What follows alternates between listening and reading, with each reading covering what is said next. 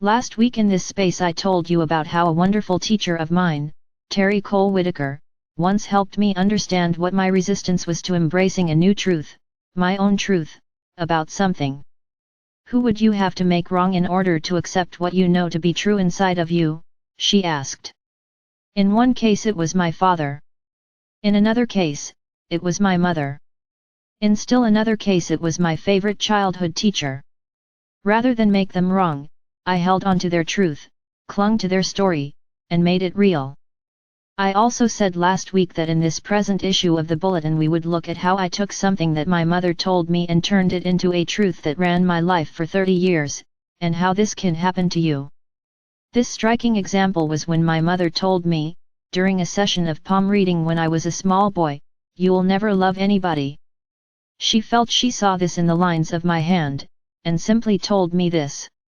"You are a genius," she said, "but you'll never love anybody." "What?" I asked. "How can that be?" "Do you see here?"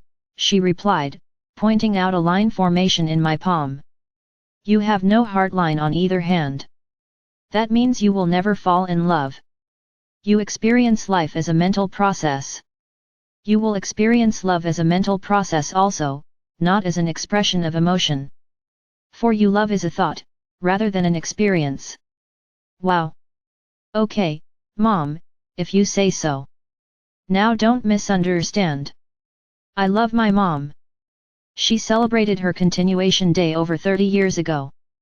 And I do not for a moment hold this little incident from my childhood against her. She was not wishing to hurt me.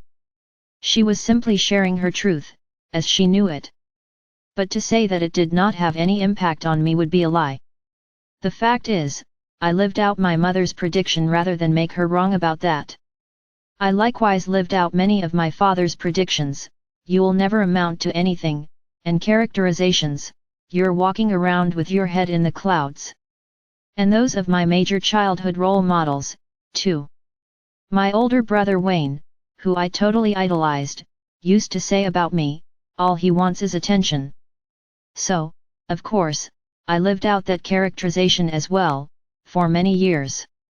These days I get all the attention I want, thank you very much.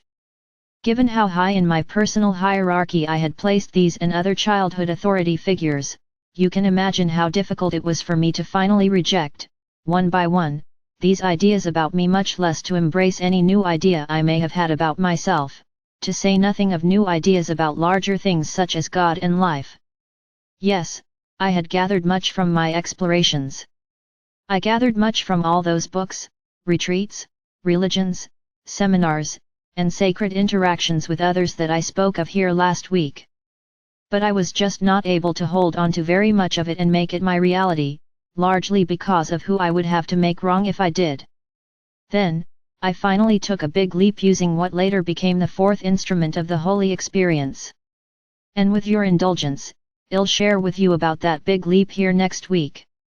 I'm spending time telling you my story on the off chance that part of it might be something you can relate to and thus, benefit from hearing.